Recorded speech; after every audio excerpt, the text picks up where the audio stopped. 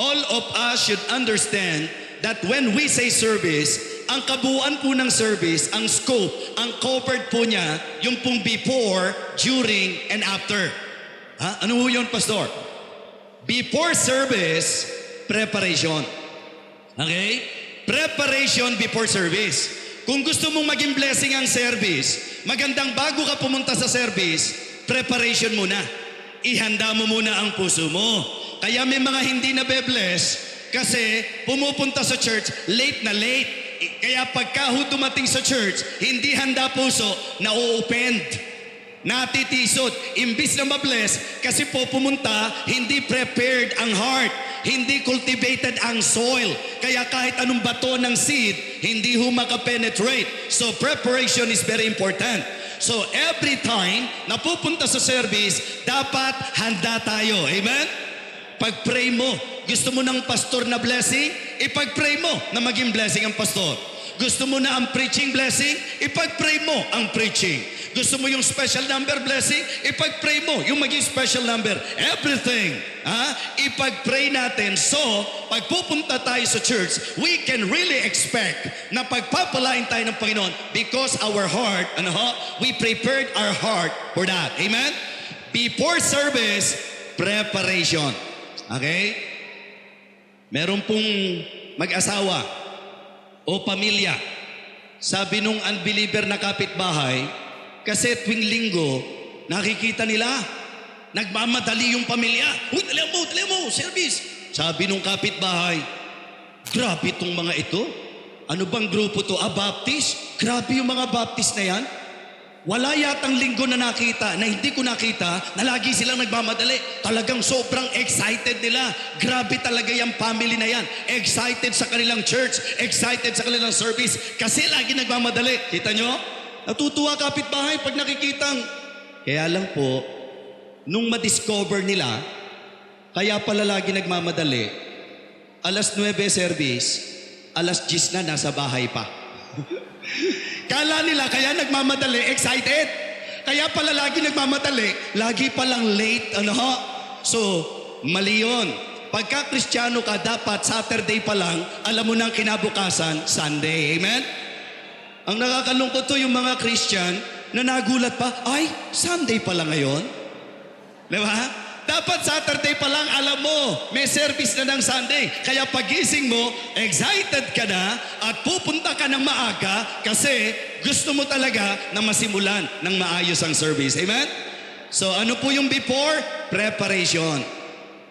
How about during service? Diba? Before service, preparation. And during service, participation. Anong ibig sabihin? Pag umattend kayo, paramdam nyo naman na kasama talaga kayo sa service. Pagka kumakanta na, sana kumakanta rin kayo. Kapag po merong preaching, nagsasalita ang Panginoon, sana po nakikinig tayo, tumutugon tayo. Yung iba po nagugulat pa pag nag-e-amen yung katabi. Diba? Parang gusto pang pagalit. Gulo-gulo naman ito. Naguguluhan pa doon sa nag-e-amen. Alam nyo po yung amen, malaki maitutulong nito sa service. Okay? Ano ang unang tulong ng amen? Di ba? Ano yung help? Pagka ikaw nag-e-amen, siyempre makikinig kang mabuti. Kasi baka mamaya umamen ka, mali. Di ba? Magiging cautious ka. Aabangan mo yung bawat sasabihin para makatiming ka ng amen. If it is God's word, amen. Kung tinamaan ka, amen. Di ba? Yun ang magandang attitude. Pag tinamaan tayo, amen. Kung ikaw lang mag-isa, akin. Kung gusto mo itama yung iba, atin. Di ba? Every time na atin tayo, expect God na mangungusap siya sa atin. Kaya nga sabi ko po, ito problema ng ibang mga pastor. Kaya hirap na hirap sila sa church. Alam niyo kung bakit? May mga members, pag nakinig ng preaching, ang galing umilag. Nagpipreach yung pastor. Sabi nung member, sa pool sila, sa pool sila. Sayang, wala yung ibang member. Dapat sa pool sila. Lahat sa pool, siya lang hindi. Diba?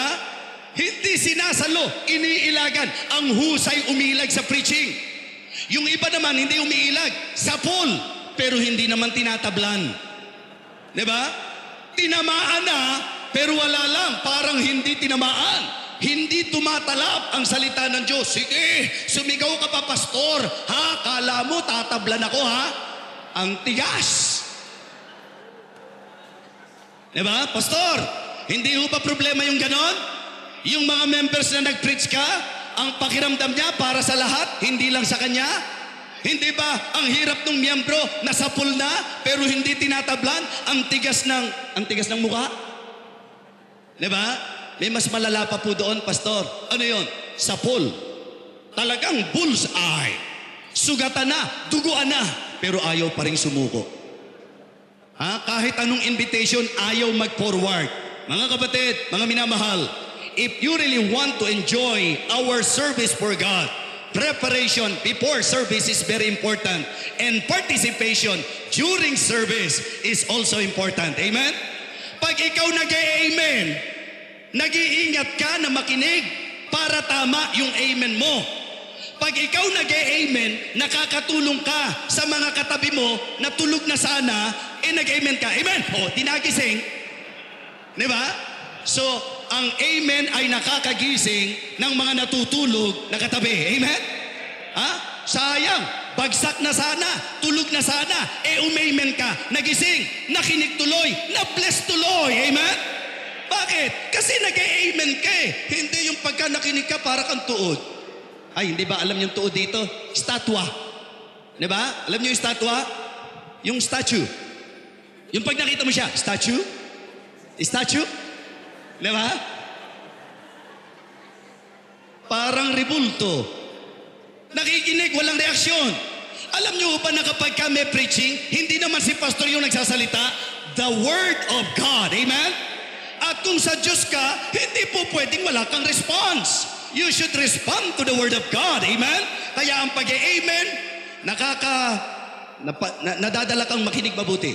Yung pag-amen, nakakagising ng natutulog na katabi. At yung amen, nagbibigay lalo ng sigla sa nagpipreach. Kasi ang pakiramdam niya, nandiyan kayo. Amen? Malaking bagay po yun. Okay? Participation during service. Preparation before, participation during, and practice after the service. Meaning, application. So kaya kahit masaya kayo na nakinig ng preaching, kung pag-uwi nyo, hindi nyo in-apply, hindi po naging buo ang service sa inyo. Ang service po dapat preparation, handa bago ang service, participation during service, application or practice after service. Be doers of the word and not hearers only, deceiving your own selves. So sana po makatulong ito para tuwing nagse-service tayo, buhay sa gawain ng Panginoon. Amen? Hindi po yung church tayo para tayong mga nasa funeral service. Maganda maramdaman nila that the happiest place on earth is the house of God. Amen? Church po tayo. Kung ito'y gawain ng Panginoon, ang gawain ng Diyos, ang church ay lugar ng mga buhay, kaya dapat ang service natin buhay. Ang ipinapangaral, salita ng Diyos na buhay, kaya dapat ang mga nakikinig buhay. Amen? Hindi ho yung pag may bisita tayo, pag uwi, ayoko na sa inyo. Bakit? Walang kabuhay-buhay. Ang lungkot, mga kapatid, hindi sa Baptist Church yon. Sa Baptist Church, masaya sa gawain ng Panginoon. Amen?